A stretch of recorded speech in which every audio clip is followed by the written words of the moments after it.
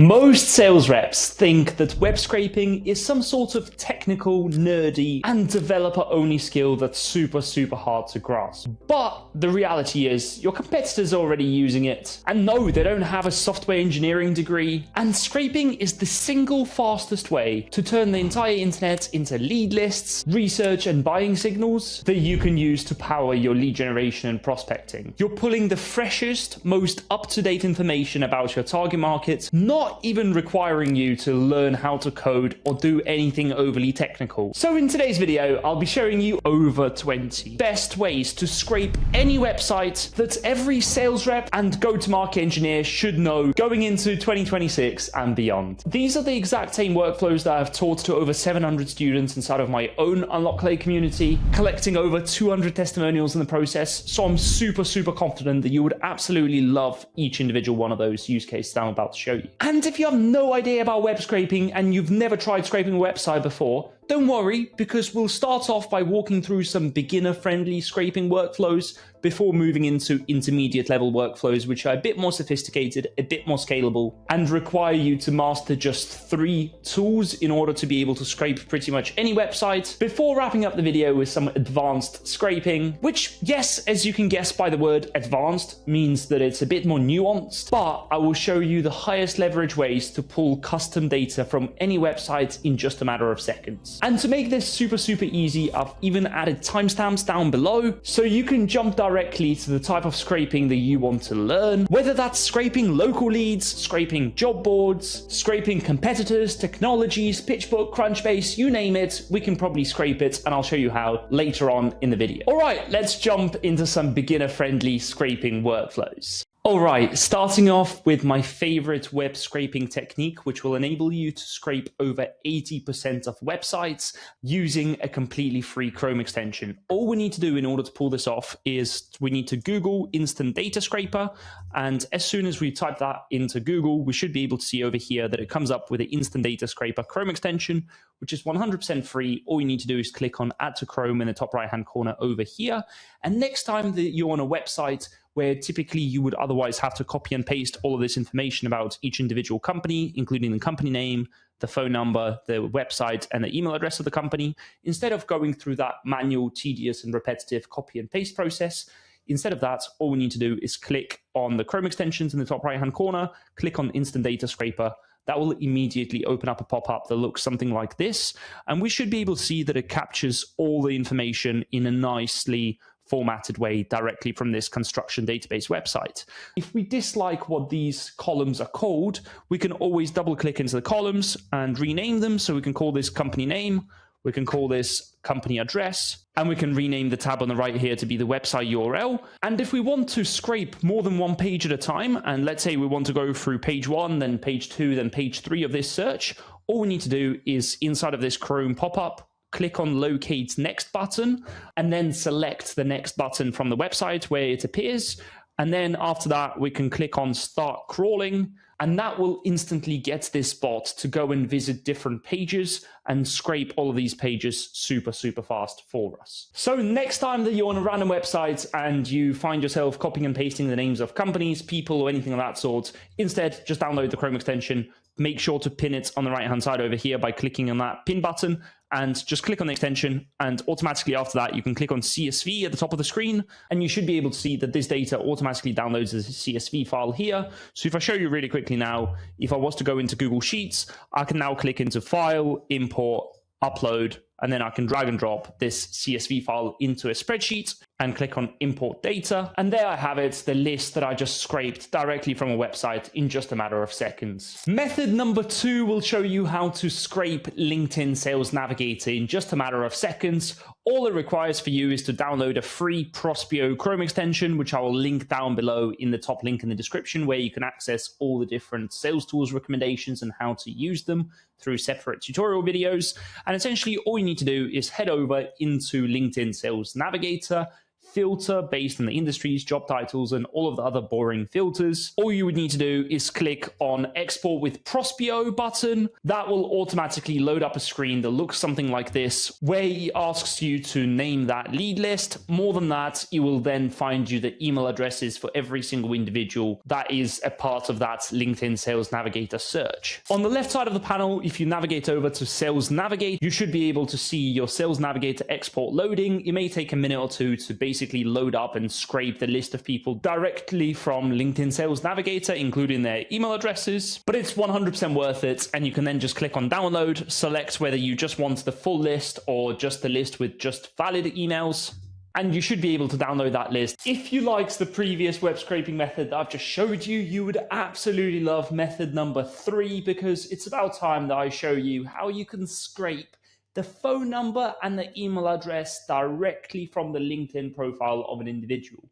So let's imagine for a second that we head over on LinkedIn and we come across an individual whose email or phone number we want to find. All we need to do is make sure that we have the Prospero Chrome extension downloaded. In case this is what it looks like, you can see it's on the screen and it will be linked in the guide underneath the video. And as soon as we enter the LinkedIn profile of an individual, all we need to do is just click on the Prospero Chrome extension in the top right-hand corner, and that should bring up this Prospero widget on the left side of the screen. All we need to do over here is click on Find Email, and that will automatically find the valid email of the prospect. And if we click on Find Mobile over here, that will also give us the verified mobile number of that prospect as well.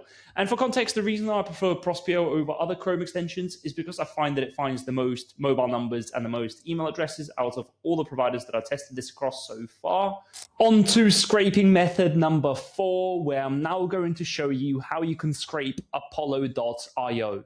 For those of you that may not be aware, Apollo.io is one of the OG email databases, and it's the largest database in the world. It's the database that pretty much every single startup or enterprise company uses to filter for the right leads.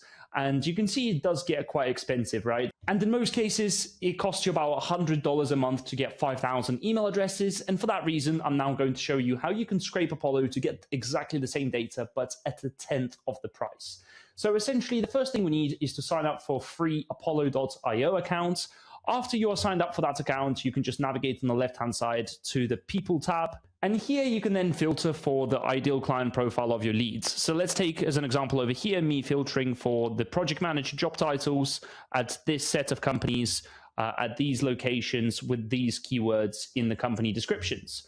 After that, all I need to do is copy and paste the search URL. So copy and paste the URL at the very top of my screen over here and head over to this website, which is called exportapollo.com. And the reason I prefer Export Apollo to other methods is because they give us a discounted price using my unlock Clay code, which means that it's super price competitive compared to any other scrapers on the market.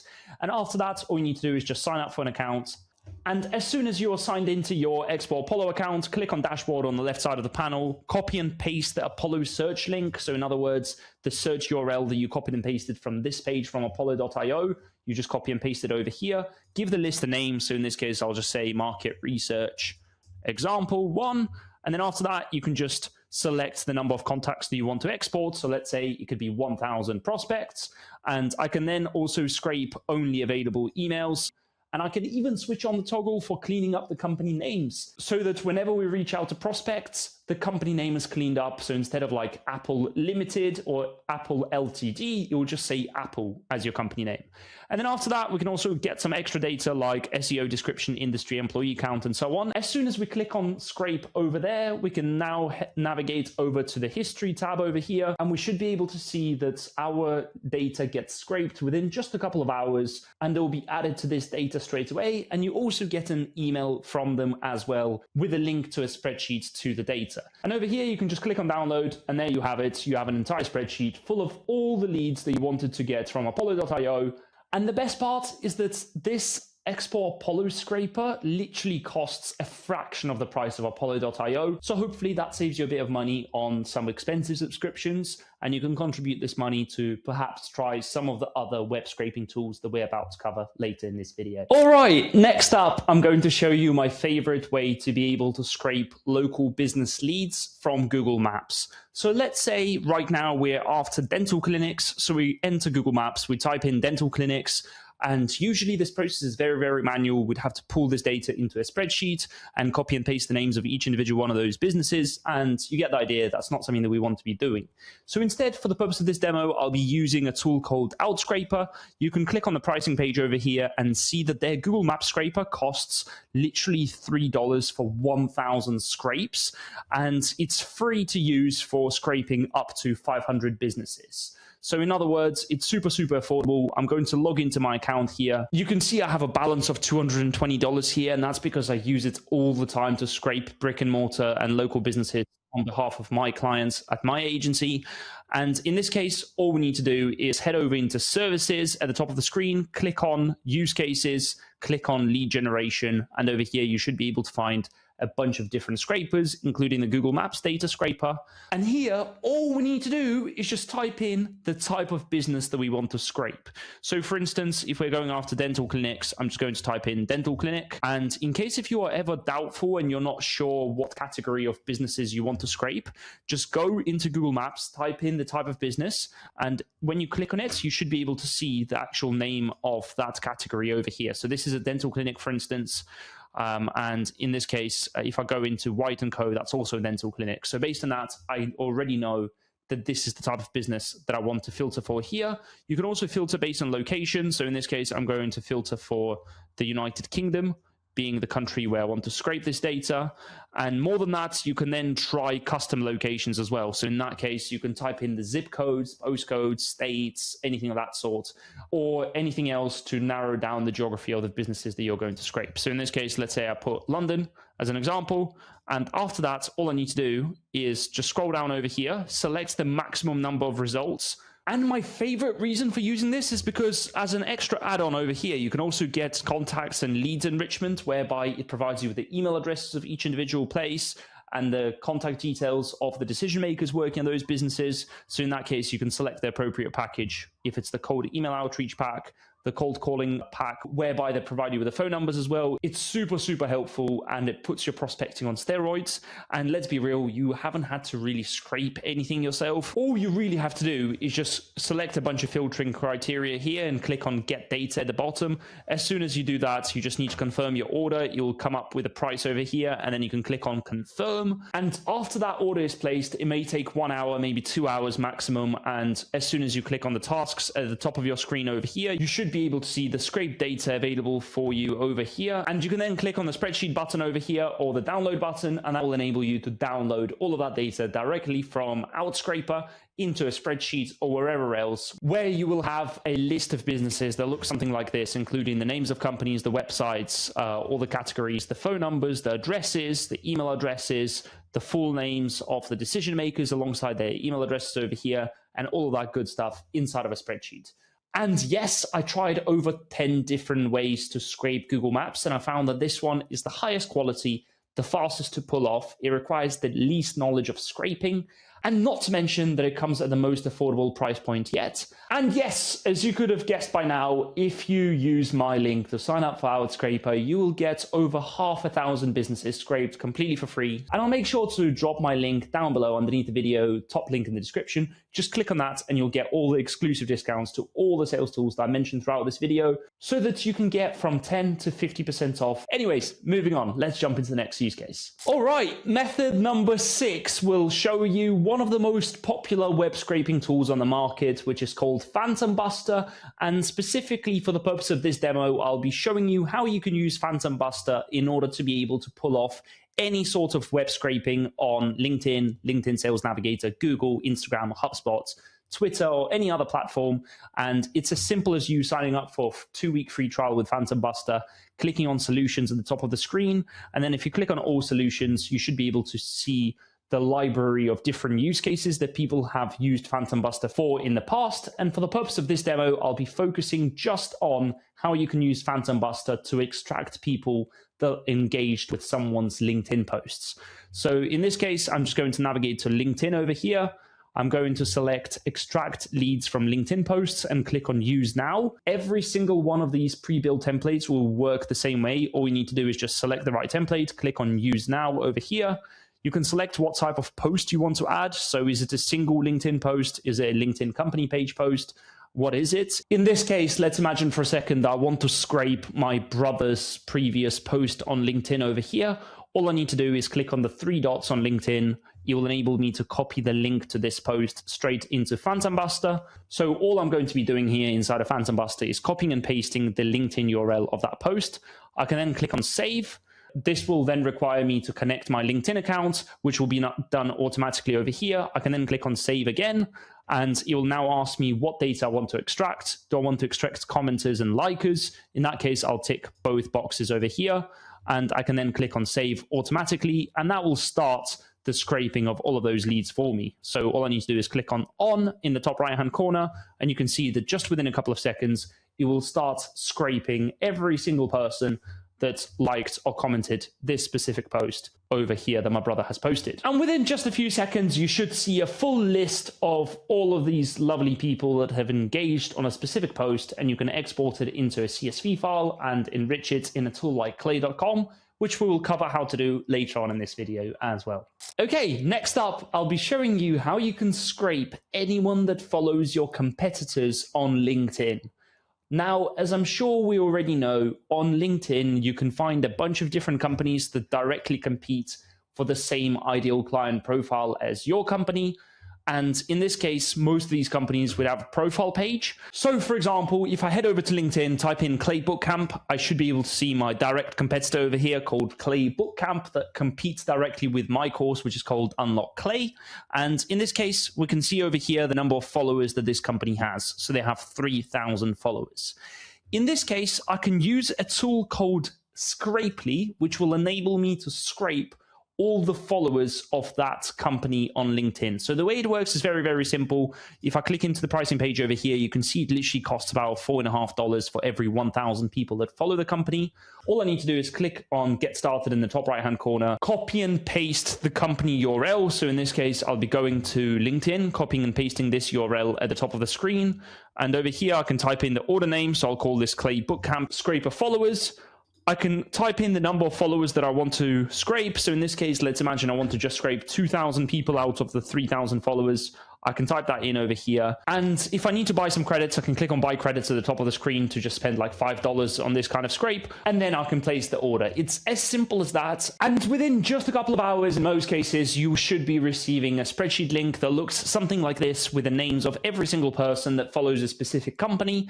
In this case, I have a list of every single person that follows Clay in 2025. And I believe it's a list of over 40,000 people. Worth noting that later on in the video, I'll be showing you an alternative way of being able to scrape the followers of competitors. However, that would require your own browsing cookies on LinkedIn. And in other words, you will be putting your own LinkedIn accounts on the line by trying to scrape the followers of your competitors. That's why I personally recommend that you use a tool like Scrapely so that your LinkedIn account does not get blocked for you trying to scrape a bunch of followers from your direct competitors.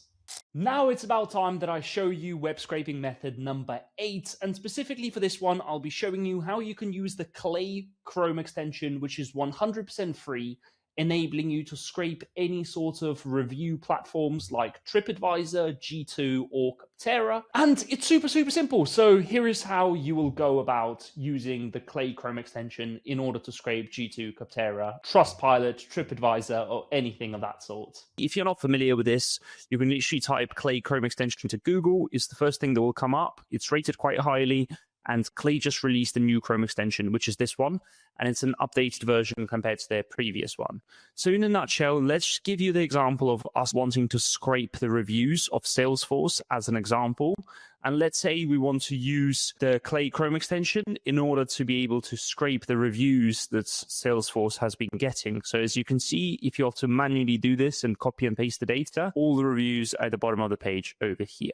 So all we need to do in this case is always make sure that we pin the Clay Chrome extension so we can see it over here. You click on the Chrome extension, and the first thing that you want to do, go and click on Select Data. When you click on Select Data, you will need to create what's known as a recipe, which is otherwise basically known as a template. So you will create a recipe and select the data that you want to scrape. So all you need to do is click here. And now let's just give it a quick name. So I'm just going to call this G2 Scraper by Tim. Next up, we need to select data to add from this page. So this will be the data that you want to scrape from this G2 page, in which case we'll click on that. And if it's just one thing that you want to scrape, for example, it's just one company name, you click on select a single attribute. But most of the time, let's be real, we probably want to scrape the website of the company, we want to scrape the person's name for the review, all that fun stuff, in which case we need to select a list. So as soon as we do that, let's just click on the actual data that we want scraped. So first of all, we want to scrape the name of the person. So we'll click on the name over here. As soon as we click on the name, over here, you will see that it's added. So we'll say full name. So you put in the full name, you'll just click on add attribute. And you can see that the full name has been scraped. Next up, we need to click on add attribute again. So assume we want to also understand what the job title of the person is. So I'll say job title as well. And then we'll click on add attribute. And then you get the idea. I'm just going to go through this manual process. And on top of that, if that's not good enough just yet, we'll also grab the actual star rating and when the person left the review, right? So I'll just put star rating plus date of review. I'm doing this because I'm lazy. You could obviously grab this as two separate cells, and then we'll click on add attribute. At this moment in time, just make sure that it's all aligned. So we have the full name, we have the job title, we have the review, and we have the star rating and the date of the review. If that's good, what you need to do is click on save changes. As soon as we start scrolling down the reviews page, so if we do that over here, you should notice that because this provides pretty much infinite scrolling capabilities, so as soon as you scroll down and you scroll through an entire list of data, this should be reflected on the right-hand side here where it says that you can see more rows because they get scraped as you go along. So you just go to page number 3. And in this case, you can see that they've been added here. And the reason there are just 3 rows being added, I think, is because a lot of this data is just not reviews. It's just like irrelevant data, which doesn't meet the formatting. So if we just scroll for a bit more, we should be able to capture a lot more data as we go along as well. So I went on through the whole of the first page of reviews, and you can see as I scrolled all the way down to the bottom of the reviews page, right now, if we check Clay, and I'll have 10 reviews on the right-hand side. And for full transparency, as I've been recording this using the actual camera on my laptop, for whatever reason, my computer just completely hallucinated because I think it's a mix of trying to scrape data and record a video at the same time. It was a bit too much. And you can actually download it as a CSV file, or alternatively, if you want to use this out of Clay, which you probably do in most cases, you can click on Add to Workspace. And as soon as you click on Add to Workspace over here, this somehow just magically gets added to a Clay table. It's mad how fast it is, because basically all I did was I just clicked on this button here, and straight away it just pops up with the new Clay workbook, which is crazy. I thought at the very least like I'd have to press a couple of buttons, but it's literally within one click that this happens, which is super, super fast, super impressive. And a lot of the time, so in this case, I use my recipe over here.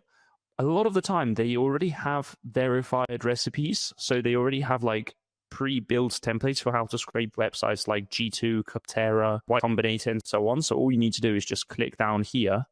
And typically they will show you any sort of verified recipes over here so that you can just basically use a pre-built template as opposed to trying to map out all of these variables manually yourself. So in a nutshell, that's just been a high-level summary of how you would use the Clay Chrome extension. I will make sure to link it underneath the video so you can get that. In the meantime, if you want to learn every single way to possibly scrape data, I recommend joining Unlock Clay. And if you're not familiar with Unlock Clay just yet, it's the most popular course in Europe, at the very least, as far as I know right now, when it comes to learning Clay completely from scratch. It's the cheapest course on the market, best course on the market, in my opinion. It's the only course to come with a 30-day money-back guarantee as well. So if you don't absolutely love it, and if you don't become an absolute Clay guru after completing this course, then I'll give you a full refund, no questions asked. And we have over 200 happy student testimonials, which you can dig up in the customer wall of fame at the bottom over here.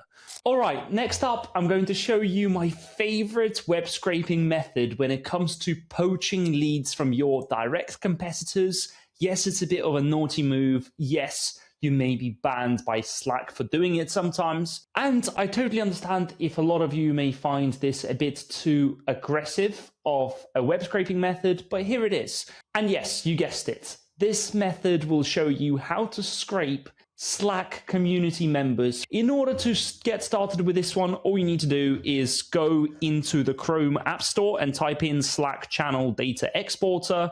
If you Google this one, you should be able to see it at the top of the search results, and you can click on Add to Chrome. Next up, all you need to do is go out there and research any Slack communities in your space that attract your ideal client profile of users. I'm going to be doing this inside of my own Slack community because I don't want to be offending anyone else in the process. And essentially the way that it works is inside of that Slack community, just go to the most popular Slack channel. And at that point in time, just click on the Chrome extensions, scroll down to the Slack channel data exporter, and all you would need to do is copy and paste the Slack channel ID. In order to know what the Slack channel ID is, all you need to do is just click on the channel name, and if you scroll to the bottom over here, you should see the channel ID. So I'm going to copy that channel ID, go into the Chrome extensions, click on the Slack channel data exporter Chrome extension, copy and paste the Slack ID, and click on Start Exports.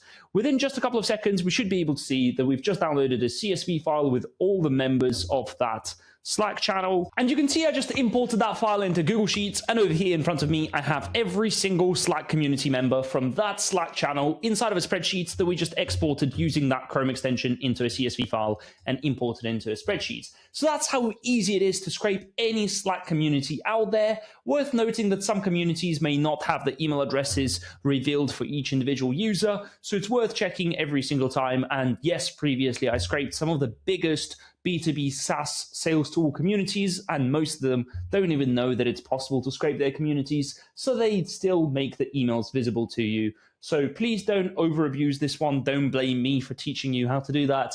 Use it wisely, but I hope it generates you a ton of leads. Anyways, moving on to the next web scraping method. Method number 10. In this one, I'll be showing you how you can use clay.com in order to be able to scrape all the publicly available information about your prospects directly from their LinkedIn profile. If you're not familiar with clay.com, I don't know what you're doing with your life, to be totally honest. It's all over LinkedIn, all over YouTube, but I'll spare you the embarrassment regardless, and I'll just jump right into it. Let's imagine for a second that we've already scraped a list and it looks something like this, and we have it in a spreadsheet format in a Google Sheet.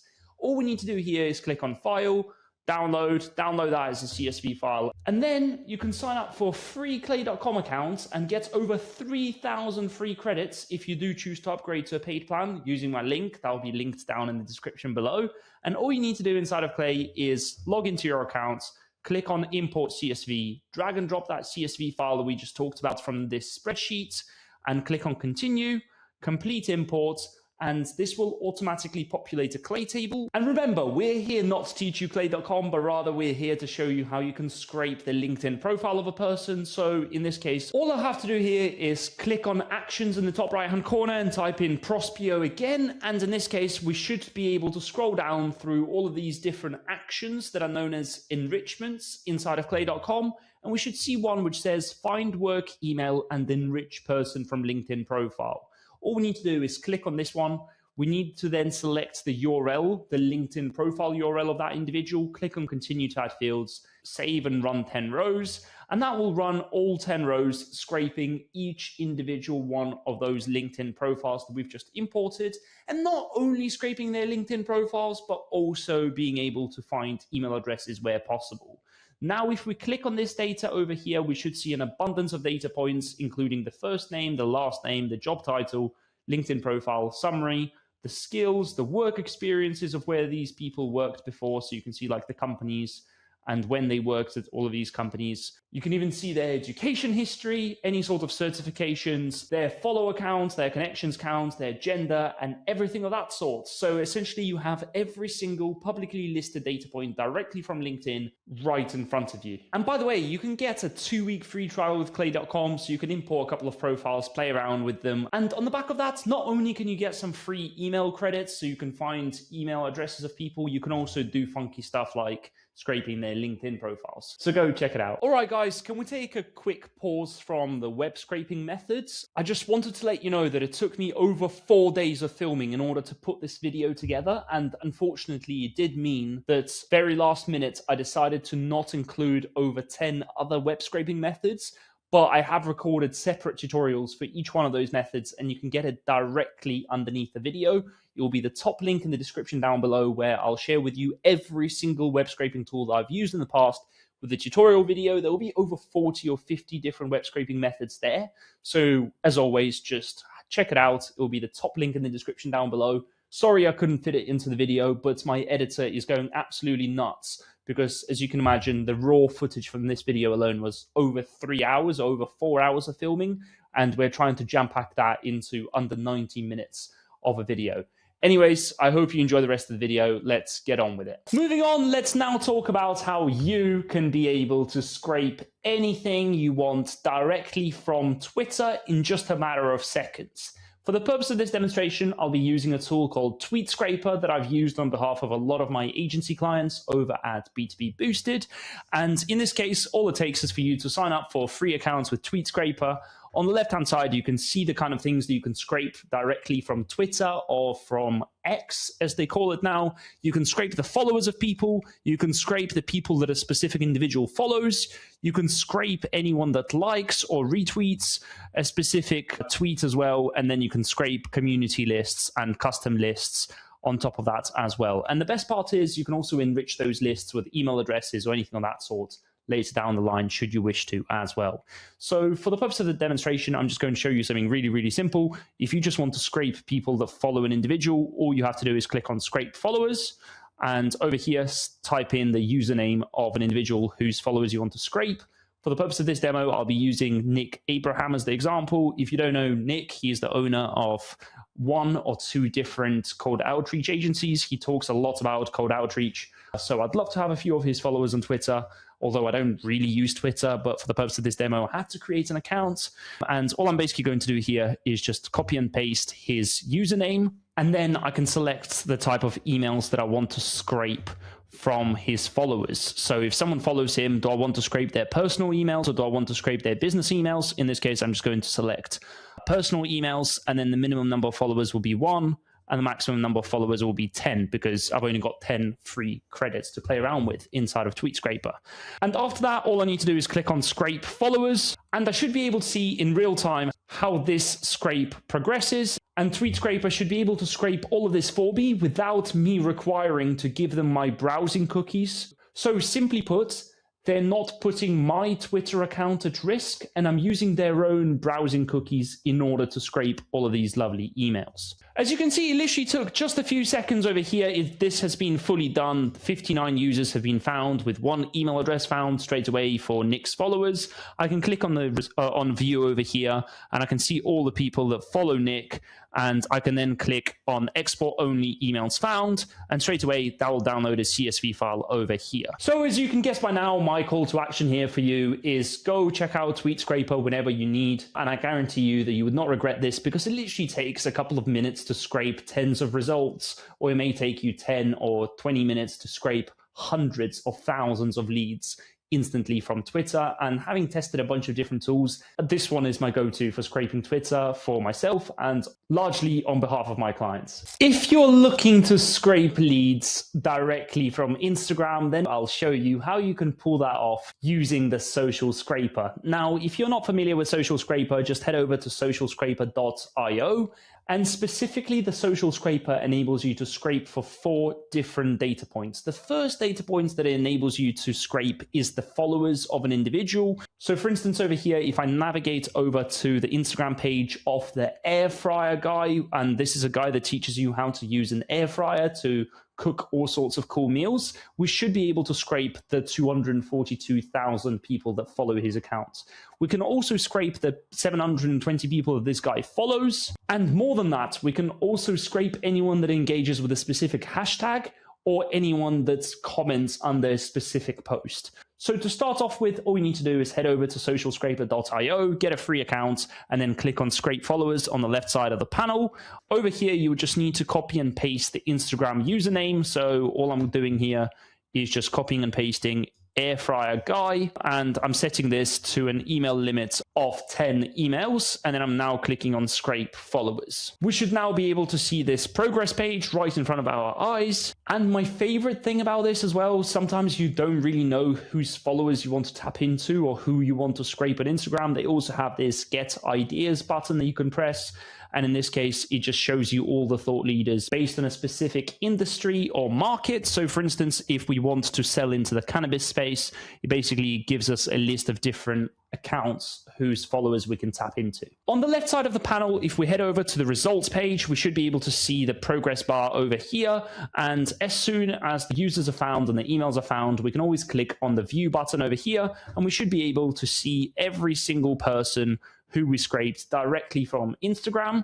And more than that, if I click on export only emails found, I should be able to download this CSV file. And you can see that I have just imported all the data into a spreadsheet. You can see the links to every single person's Instagram profile, and this is every single person that follows the air fryer guy. We have their first names, their last names, their email addresses, and everything else available here, including their bio, their location, and everything that we scraped directly from Instagram. And once again, the best part about this tool is that it does not use your own browsing cookies, so you're not at the threat of having your account blocked or restricted for scraping activity. And that's another reason that I quite like the social scraper for any sort of Instagram scraping activities that I do. Another really cool way that I discovered in order to scrape TikTok is using the Tox scraper, and it's a free scraper that enables you to scrape emails directly from TikTok. So all it requires for you is to just sign up for a free account in the top right hand corner. And you can scrape all sorts of funky things using this scraper directly from TikTok, including the followers of an individual on TikTok. Also, the people that someone follows on TikTok can be scraped. And you can even scrape sounds and comment sections on their specific TikTok post. So once again, let's imagine for a second that we want to scrape the followers of a specific TikTok creator. All we need to do is click on scrape followers over here. And let's imagine for a second that I want to scrape the 161 million people that follow this meme guy called Cabby. All I need to do is grab his username, type in the amount of emails that I want to scrape from his followers on TikTok, and then after that, I can click on start scraping. Within just a few seconds, the progress bar already reached 20%. All I need to do over here is click on view. You can see in total it has found over 2,000 followers of Cabby completely for free. I can click on view over here, and now I can click on export only emails found, and that will download a CSV file full of this information, including the usernames of every single person that follows Cabby, their first names, the bios, their locations, and every sort of other publicly available data points about these individuals. So if you're looking for a way to scrape TikTok in one way or another, and if you're looking to extract email addresses from TikTok, having tried probably 3 or 4 different other tools as well, I found that this one is the most intuitive to use. It is super affordable. The subscription literally starts at $49 for 1,000 emails. And there is no reason to not try it out. Now, before we jump into the next batch of scraping methods, I want to quickly address something that I think is super, super important here. If you're watching this and just thinking, oh, Tim, this is all really, really good stuff, but how the hell do I remember it next time that I actually need to scrape a specific type of website? Don't worry, because I've got you covered. I just finished a free training that took me over 2 days to put together that walks you step by step with 5 to 10 minute tutorial videos through each one of those 30 scraping methods that I'm talking about in this video. And yes, I'll even be adding some previous tutorials from my Unlock Clay course. So in total, it could be close to 50 different scraping methods, all jam-packed into one free resource. Worth noting, in the training, I explain each method in a full-length tutorial. I explain the best use cases for each method, and I also give you some underground secret discounts that are not usually available for someone that's outside of my Unlock Clay community. And I'm not going to lie, I feel like I've spent way too much time on this resource, but I'm 100% confident they will help you to scrape any website on the planet super fast and on a budget. So what are you waiting for? It's the top link in the description down below. Go click on that link, go download that guide for future reference, and let's get on with the video. Okay, great. By now, I'm sure we already learned a bunch of great beginner-friendly web scraping techniques. And now it's time to step up a gear and to start learning more intermediate level web scraping techniques. For the purpose of the intermediate techniques, I'm just going to show you how to use 2 web scraping tools. And the first one of these 2 tools will be called Apify. And if you head over to apify.com/store, you should be able to see every single web scraper that has been pre-built on Apify. For those of you that may not be aware just yet, as soon as you sign up for an Apify account, each scraper inside of Apify will be called an actor, and all you need to do is just head over to actors on the left side of the panel, head over to go to store, and you can see every individual scraper here. Worth noting that it covers literally every possible web scraping platform, and hence, in my opinion, if you're serious about web scraping, you could literally just use Apify to be able to scrape every single data point from pretty much any website in the world. Because let's say you want to scrape something like Pinterest, you can type in Pinterest, and I'm sure they've got a bunch of different Pinterest scrapers over here. Worth noting, whenever you do use Apify, make sure to always filter based on the most popular ones and only use the scrapers that have a higher rating than 3.5 stars, because typically that means that they're maintained on a good level and they're not going to constantly bug and charge you credits for bad data. So jumping into use case number 15, I want to show you how you can scrape individual job boards. Let's imagine for a second that we want to scrape a bunch of jobs from a job platform like Indeed, and for instance, we go onto Indeed.com, type in software engineer, and we want to be able to scrape all of these jobs that are listed here. If you head over to the Apify store, you can just type in Indeed or whatever other job board you want to look at. You should be able to see all the different scrapers. So we see this Indeed job scraper, this other Indeed job scraper, and I'm going to pick the one with the most users. In this case, this one has a 4.3 star across 15,000 users. So I'm going to click on that straight away. And all I need to do here is just type in under the input section, the kind of open role that I'm searching. So in this case, I'm going to type in software engineer. I'm going to select the country to be the United Kingdom over here, and location for the search to be Manchester. And also maximize the number of search results. In this case, I'll say I don't want more than 10 results at a time. And if you have an existing URL that you want to scrape on Indeed, all you need to do is click over here on use URLs instead of search, and you can just add a URL of the search. So for instance, you can just go copy and paste this entire search, copy and paste that over here. But for the time being, I'm not going to be doing that because I want to scrape software engineers in Manchester, which I have in front of me over here. And all I need to do now is just click on save and start at the bottom. But before that, I can just make sure that all of these settings seem to be filled in, and I can click on save and start. When the actor runs, you should be able to see that it says over here what's happening right in front of you. If you're on a paid account with Apify on top of that, it'll also tell you how much it costs at the very top of the screen here. And for each individual scraper, you should be able to see the pricing at the top over here. So in this case, it says it's $5 for every 1,000 jobs that are scraped. And if you head over back into runs over here, you should be able to see that it says, hey, this scrape has been finished. And if I click into that scrape, I should be able to see all the data points right in front of me over here. And as soon as I successfully scraped those jobs from Apify, all I need to do is click on export in the top right-hand corner, and I can export it in CSV, Excel, or any sort of other formats that I want to export it in. And my favorite part about the Apify actors is that they can run on a recurring basis. So for instance, if you want to run this every day, every week, every month, every Thursday, all you need to do is click on the three dots on the right-hand side of the actor, and you can click on schedule actor. And this way over here, you can schedule it to run on a specific frequency, and then you can click on create, and it can trigger that actor to start running. Now, let's imagine for a second that you're trying to scrape the Facebook ad library. All you need to do in order to pull this off is head over to Apify, head over on the left-hand side to the Apify store, type in Facebook ad library, and there you have it. You've got this Facebook ad library scraper that was used by over 14,000 happy users. We can click onto it over here. We can type in the Facebook URLs of the companies whose ads we want to scrape, or alternatively, we can just bulk add them over here as well from an Excel sheet.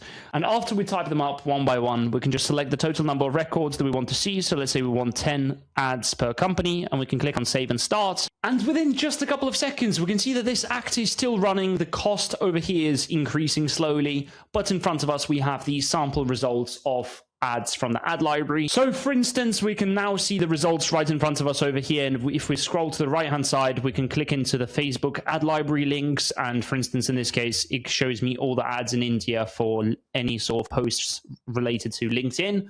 And I can see all of these ads right in front of my eyes over here. And I can then click on see ad details and then just see all of the other information here as well. Now, if you want to scrape YouTube, you can also go into the Apify store over here and type in YouTube.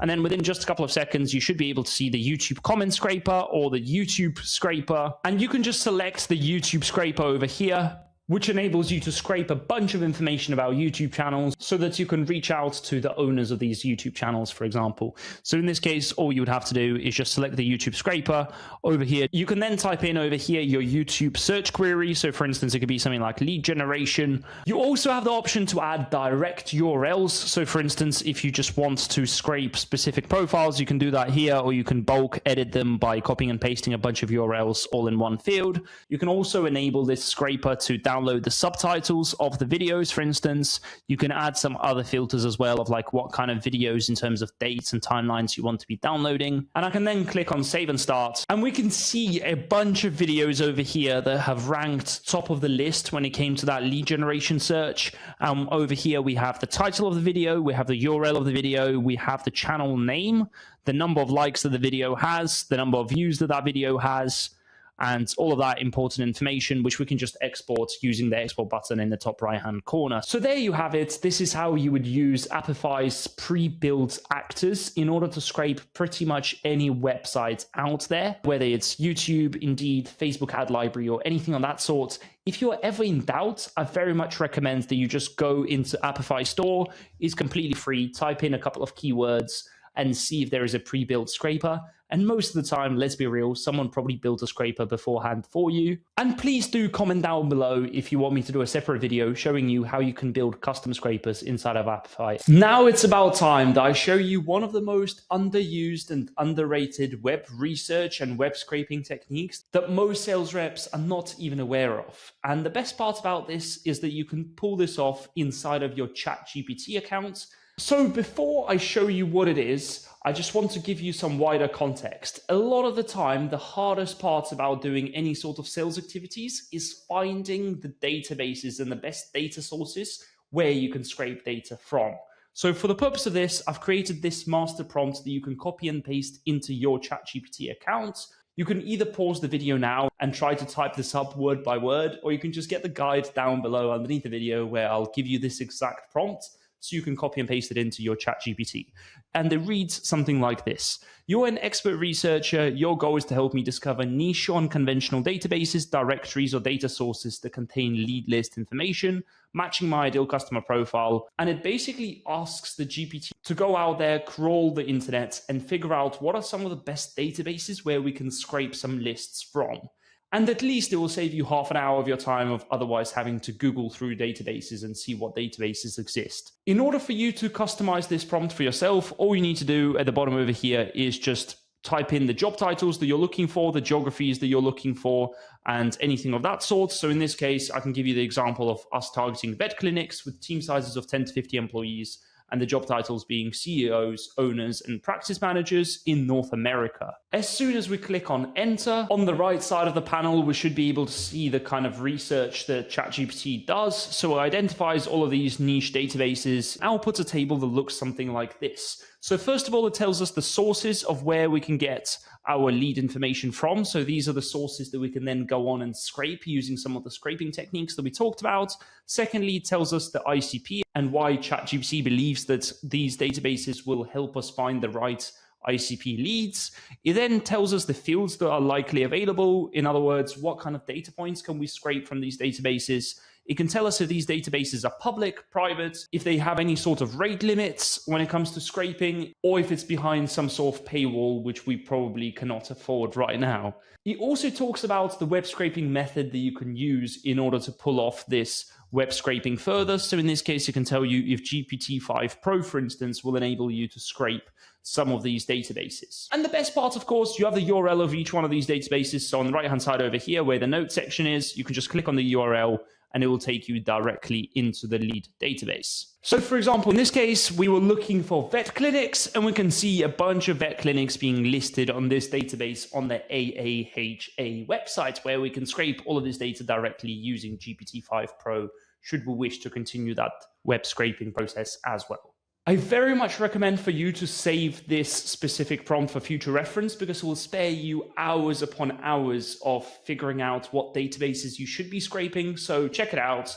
and go and check out the guide down below underneath the video so that you can get hold of that prompt. All right, by now we already covered the beginner-friendly and intermediate web scraping techniques, so we know almost 20 different ways of being able to scrape data from different websites. And this brings us very, very nicely for me to show you what I believe is the most powerful, advanced way to scrape any sort of data from any sort of website using a tool called Clay.com and using its Claygent functionality. So over the next few minutes, I'll be explaining what Claygent is, how you can go about using it, and what the best use cases for Claygent are inside of Clay.com. And worth reiterating, no, you don't need to be technical. No, you don't need to be familiar with Clay.com. I'll show you everything completely from scratch so that you can learn and use Claygent on a daily basis from now on. As long as you can pin down what those manual steps are, AI can go visit the websites, make a bunch of decisions for you. It can extract that information and it can provide it to you all in return for a fraction of a cent. Now, a couple of years ago, you probably hired a virtual assistant or you would have hired a person to do this type of administrative work for you. But here, instead of going through the hassle of finding those freelancers and micromanaging and babysitting them in the process, all you need to do is learn a 5-step process of how you can prompt Claygent correctly to do these kinds of boring tasks for you. Now, there is a catch to this as well, and this comes with a small disclaimer, and that disclaimer is Claygent does not have access to your accounts or to logging into your accounts.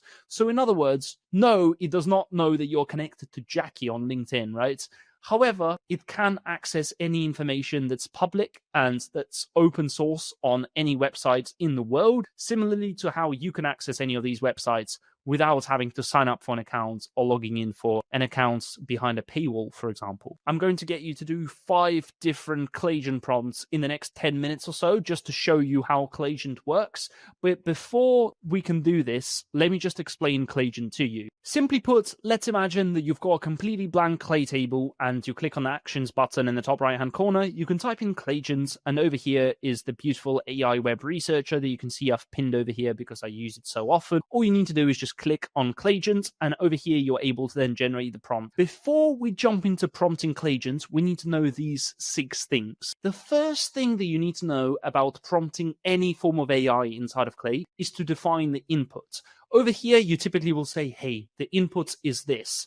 And in other words, you want to tell it what data you already have in the Clay table so that Claygent can use this as a good starting point. So in this case, I can say something like the input is the company name and the company website. One thing as well on top of that, we need to remember that Claygent cannot read this information unless we map it into the prompt. So when we say that the input is the company name and the company website, we need to now feed it into Claygent. So the way that we'll go about this is we'll just say their website equals the company name equals. And straight away, in order for us to map the website, we'll use the backslash to refer to it and we'll feed it the website. And instead of the company name, we'll use the backslash company name as well. That's why we need to label these columns to perfection so that we don't have any sort of confusion when we're trying to map those variables. Now, secondly, we always want to define the action that we want Claygent to take. So for example, we can say, based on the input, find me the company registration number for the company. Now, in this case, if you follow this structure, you will always prompt Clay correctly, so you cannot get this wrong. After that, you may want to constrain the output. And when we talk about constraining the output, we can say something like output, just the company registration number, nothing else, keep it in numerical form with no other output. This is just an example, but a lot of the time you would need to tell Claygent like, hey, don't use quotation marks in the output,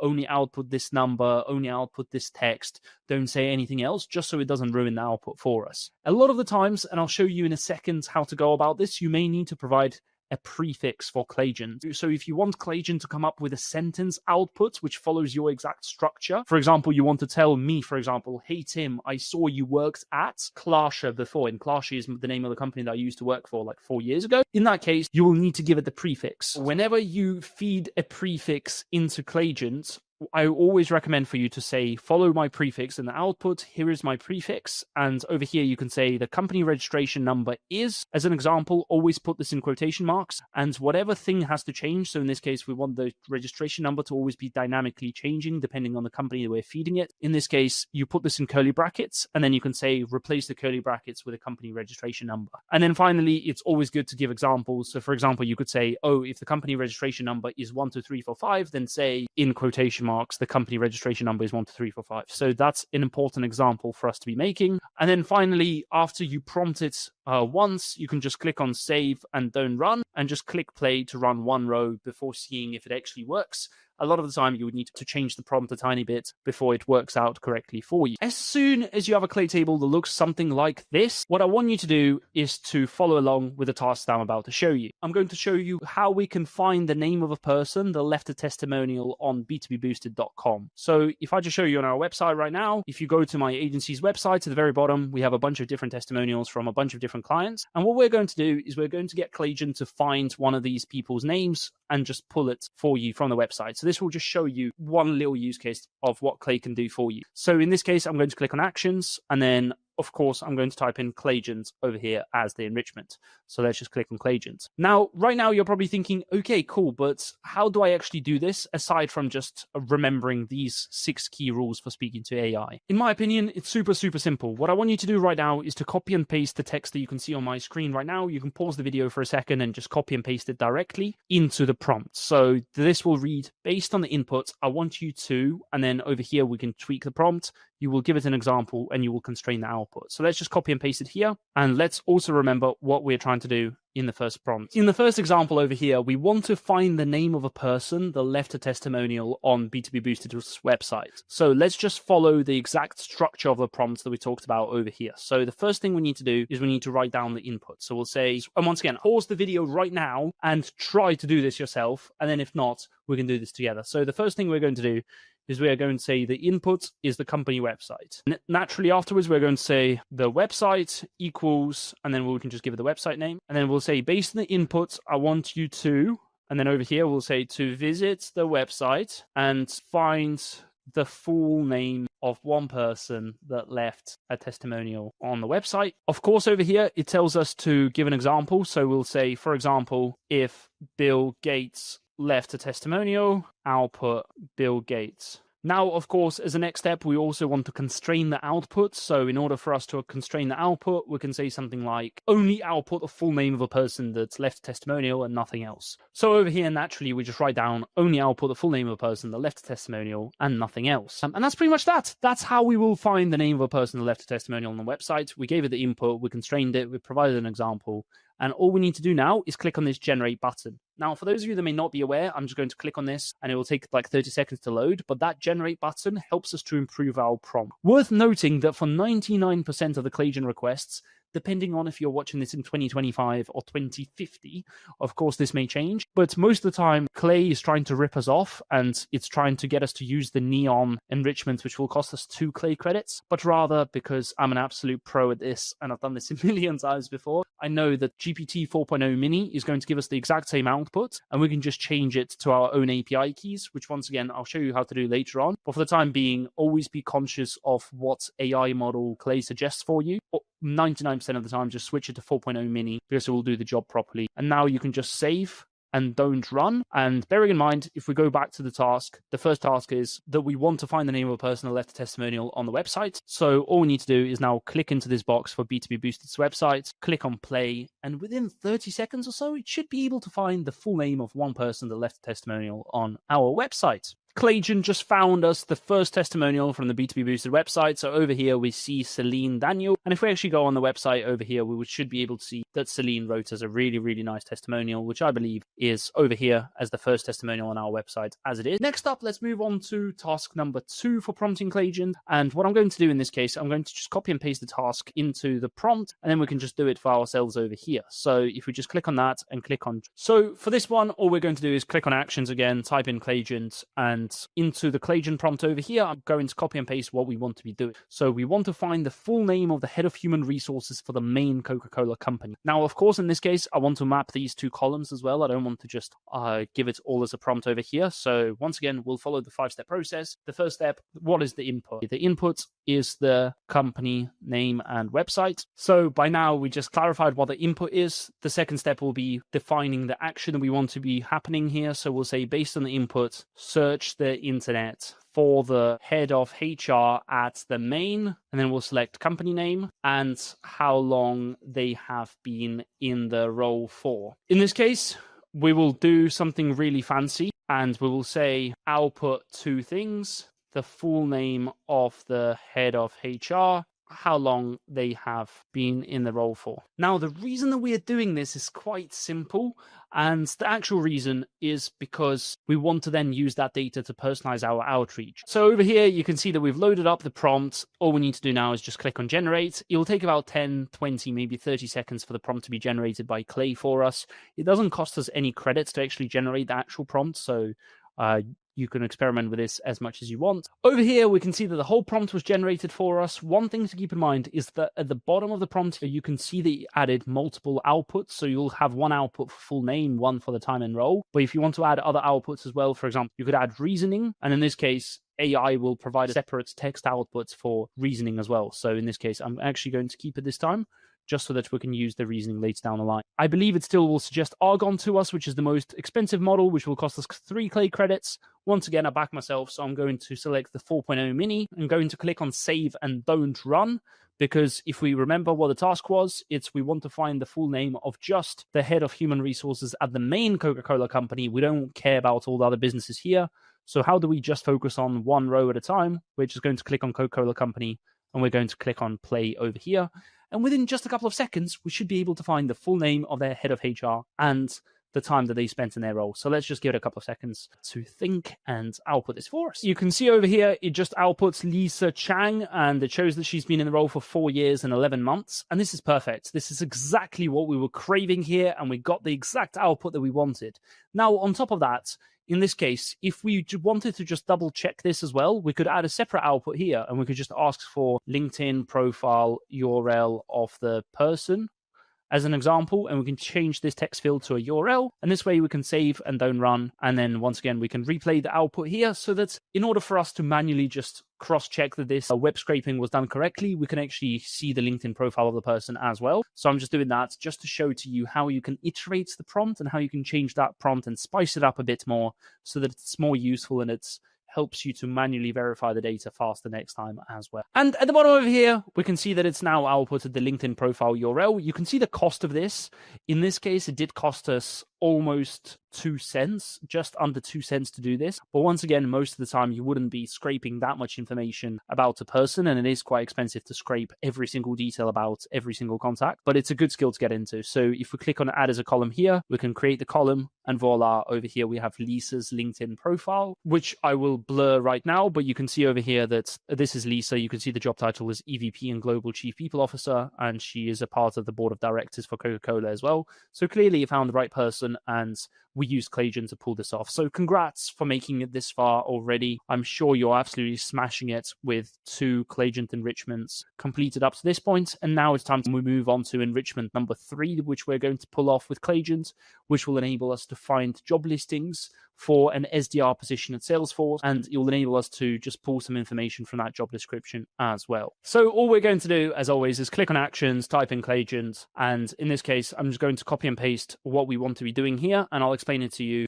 in super simple context. So if you pause the screen for the time being and you try to prompt Claygent yourself, that will be probably the best way for you to learn Claygent, but in the meantime, I'm just going to show you my thinking behind this. As always, I'll just say that the input is the company name and website. Then I'll give it a company name equals website equals.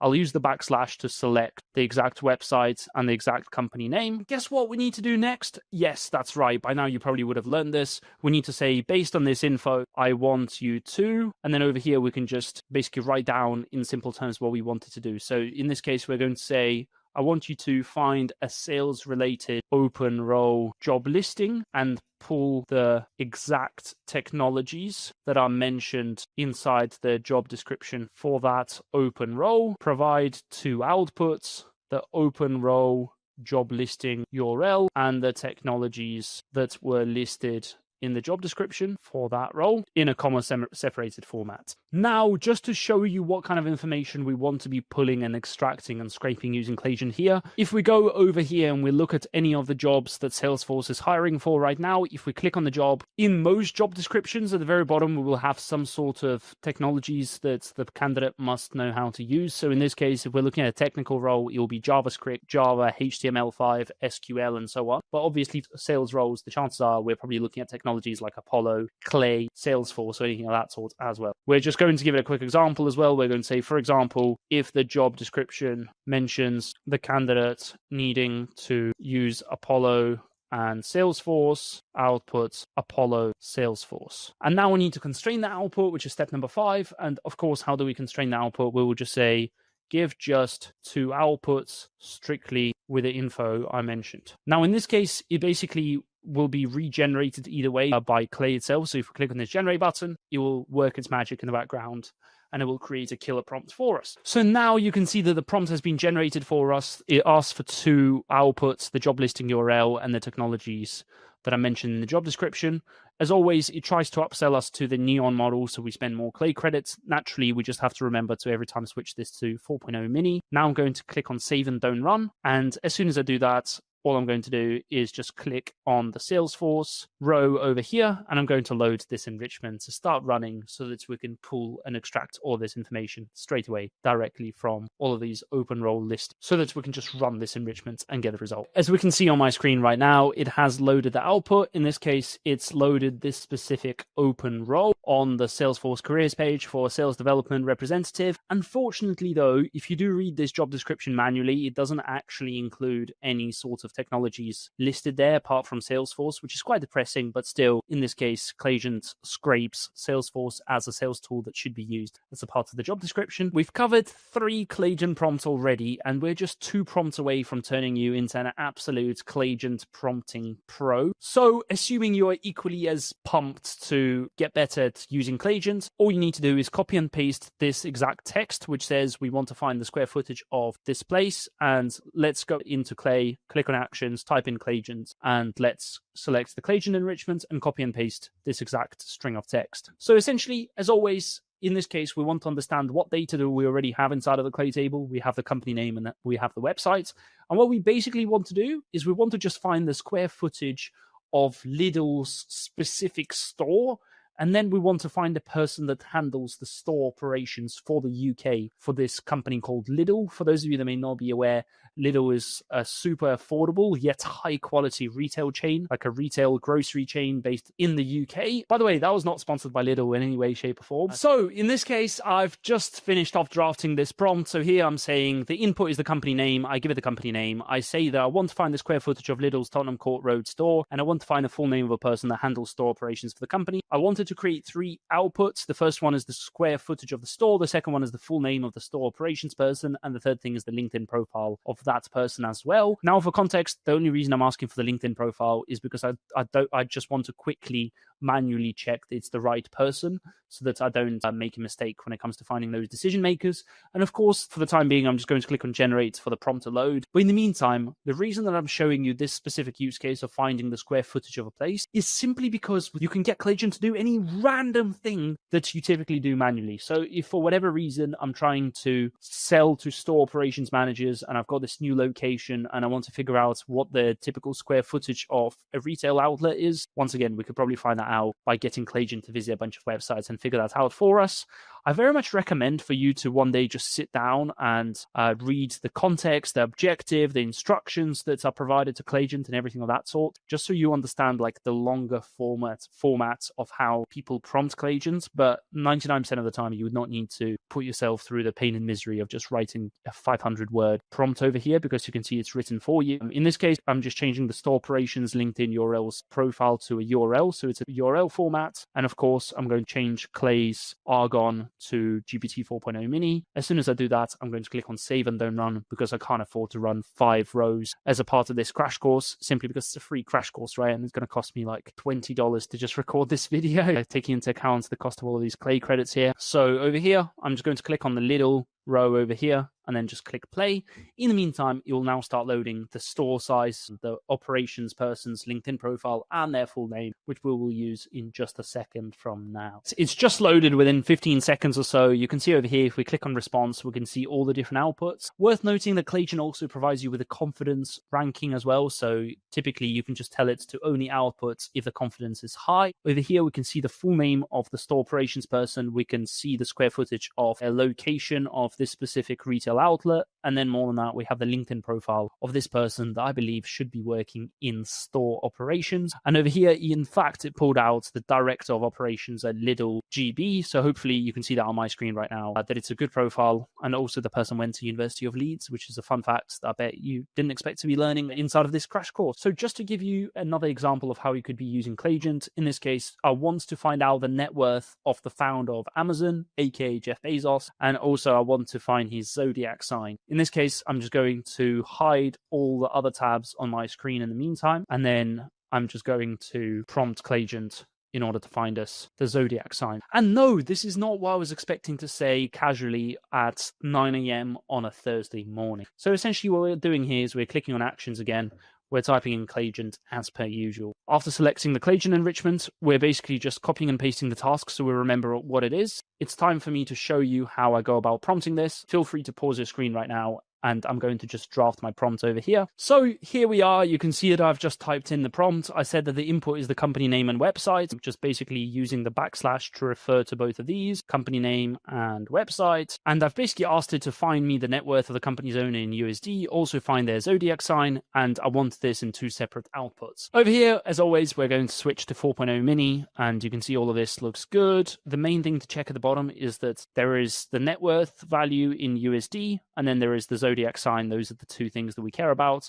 We're going to click on save and don't run. And bearing in mind that we're doing this just for Amazon, so we're just going to click play on this Amazon row over here. And let's see how fast Claygent can get us the output. So you can see straight away, Claygent picked up on the response here. It only cost us 0.001, so it's a tenth of a cent to do this research. Net worth is over $230 billion according to Claygent, and the zodiac sign is a Capricorn. Capricorn, did I pronounce that correctly? Comment down below if I can't pronounce words. Okay, don't get me wrong. Knowing how to scrape data is super, super useful. But what matters more is what you actually do with that scraped data in the first place. I see far too many sales folks out there spend hours upon hours finding the mobile numbers, email addresses, and LinkedIn profiles of the prospects that they got from a random list that they pulled or scraped from a website. And this is why in this part of the video, I'll be giving you a 3-minute teaser showing you how you can extract the email addresses, LinkedIn profiles, and phone numbers for any list. And yes, I'll be showing you how you can pull all of this off inside of clay.com. So all you need to do to start with is head over to clay.com and sign up for a free account. In the top right-hand corner, if you're serious about using clay.com, you can also try my referral link, which will give you 3,000 free sign-up credits if you do choose to upgrade to a paid account after your free trial. After that, let's imagine for a second that we have this list that we just scraped from a random database. We just need to download it in a CSV format. And inside of our Clay account, as soon as we're inside here, we should be able to see the import CSV option. And we're going to drag and drop the file with the scraped data. After that, I'm going to click on continue and select new blank table and click on complete import. Okay, so typically in that scraped list that you just imported, you will have one of 3 data points. The first data point that you may have is the full name of the prospect. In that case, all we need to do is click on actions in the top right-hand corner and type in Claygent. Select the AI web researcher, and over here we can give it a quick prompt saying the input is the full name of the prospect. Based on the input, output 2 things. The first thing we want it to output is the LinkedIn profile of that individual, and the second thing we want to see is the website of where that prospect works. And after that, we can say the input and use the backslash to refer to the full name column. So in other words, we're telling this AI web researcher to find us the LinkedIn profile and the websites of the company that this person works for. To make our prompt slightly better, we can click on this generate button, and this will take a couple of seconds before this prompt is fully ready for us. So as you can see, just moments later over here, Claygent came up with this prompt, which is really, really long. The main thing that we want to care about is the outputs at the bottom. So we need to make sure that where it says define outputs, one of the outputs is the LinkedIn profile URL. We can switch the format to URL, and the company website is in the URL format as well. As soon as we're happy with it, all we need to do here is click on save and run 10 rows. It will take a couple of seconds to load. In the meantime, it will entertain us with some nice synonyms of finessing, architecting, and so on as soon as it's trying to do the research for us. And spoiler alert, for all 10 of these prospects, immediately it was able to find us the LinkedIn profiles of these individuals as well as the websites of where these individuals work. So typically this is the fastest way to enrich the full names with the company websites and the LinkedIn profiles of the individuals. And the best part, if we click over here, it literally cost us probably a 30th or a 20th of a cent for each individual lead. So in other words, if you go and get a virtual assistant to do this type of task for you, it will cost you about 20 times more to get a virtual assistant to do it rather than to get AI to do it inside of Clay.com. So please don't tell me again that Clay is expensive. Anyways, let's imagine that you copied and pasted this flow into your business. You're now able to import the full names of prospects. You're able to find the LinkedIn profiles and the websites of where these prospects work. The next question is, how the hell do we find the email address of these prospects? And I'm glad you asked. So here is how we go about it. All we need to do is click on actions in the top right hand corner, type in work email if we're looking for the work email of the prospect, or if for whatever reason you want to find their Hotmail or Gmail or Outlook personal email inbox, you can just type in personal email and you can find the personal email over here. But for the time being, I'm just going to type in work email, and I will use the top enrichment over here where it says @work email. And here is the thing. In order for you to be able to find the email address of an individual, you need the following 3 inputs. The first input you need is the full name of the person. The second input you need is the company domain, so the company website. The third thing is the company name a lot of the time, but that's not really compulsory. And then on top of that, you need the social profile URL. So in other words, what's the LinkedIn profile of that individual? Because that makes email finding a lot easier. So in this case, we can click on full configuration and we should see this email waterfall in front of our eyes here. For context, if you're not familiar with an email waterfall, it's basically the process of using over 10 different email providers, so that if provider 1 does not find the email, we move on to provider 2, then provider 3, then provider 4. And this is one of the standout features inside of Clay.com because it basically enables you to rent all of these subscriptions, so you don't need to pay individually for Find Email, Hunter, Prospero, Kit, and a bunch of other providers. And all we're going to do here is scroll to the very bottom, click on save and run 10 rows. And we can see that on top of the email finding and at the bottom here, we can see that not only do we find the emails, we also have a validation provider. So in other words, the email that is found will also be validated using this Find Email provider or any one of these providers that we choose over here. So here it is. As soon as we click on save 10 rows, if we click on this arrow button here, we should be able to see all the different providers that this workflow goes through in order to find us the email addresses of the individuals. And on the right hand side, you can see that we found 9 out of 10 emails within just a matter of seconds, and it literally costs us hardly any money as well. Okay, great. So now we know how to find the email addresses, we know how to find the websites and the LinkedIn profiles of individuals. The other challenge that we commonly would face is finding mobile numbers. So how can we do this inside of Clay.com super fast? All it requires, as always, is just a click of a button. We're going to click on actions in the top right-hand corner, type in mobile number, and we should see a bunch of different data providers for the mobile numbers. So for instance, if you had a bad experience with one of these providers in the past, obviously don't use it. But in my case, I'm going to select this mobile phone enrichment at the top.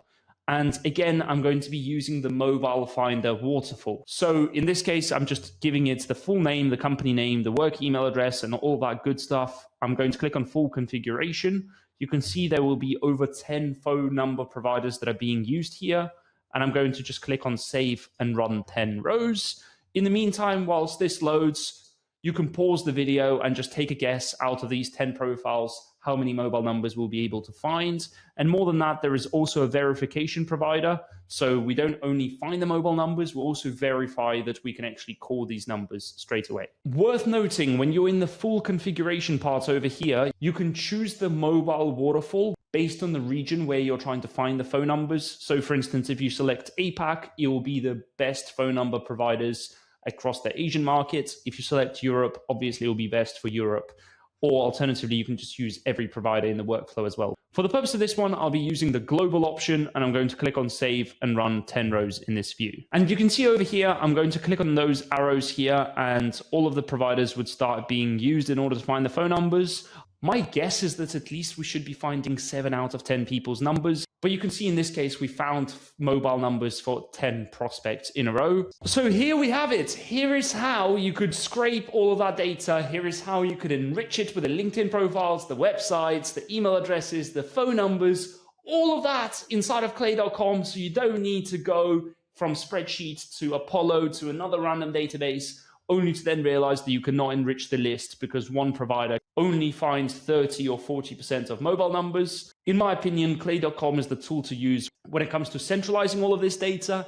And just as a little teaser, on top of that, later down the line, you can click on actions here again. And if you click on message, you can even generate a message for all of these prospects. So you can say, hi, first name, how are you, right? Something like that. And within just a couple of seconds, you can save that inside of clay.com over here. So for instance, you have the message over here. You can click on actions again. You can use HeyReach in order to send them an automated LinkedIn connection request with just a click of a button here.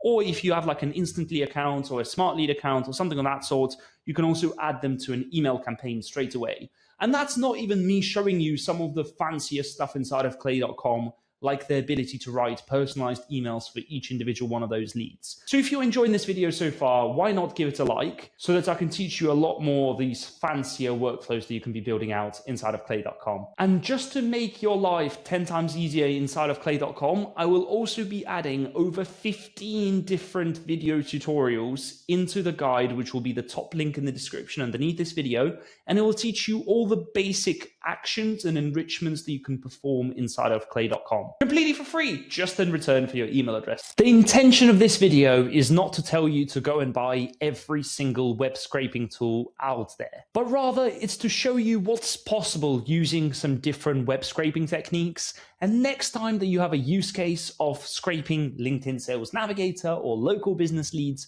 or whatever you may need to scrape, all you need to do is just go back to this video, reference the guide, there will be the top link in the description down below, and you can pick the right scraping method so that you don't need to continuously copy and paste the data of the leads from the website into a spreadsheet, only to then have to manually go out there and find the email addresses of the prospects. If you already see the value of web scraping, typically the next stage after that is to learn a tool like clay.com that everyone on LinkedIn seems to be raving about right now. Clay raised over 100 million in funding. It's valued at over $1 billion. And it's even given birth to this funky GTM engineer role that pays over $100,000 per year for folks with over 3 years of sales experience. So if you want to upskill yourself and adapt to this new AI age, I encourage you to check out the Unlock Clay course, which is the straightest line path for you to learn Clay completely from start to finish in the fastest and the most affordable manner possible. The course has everything that you need in order to go from a complete beginner to an absolute Clay pro.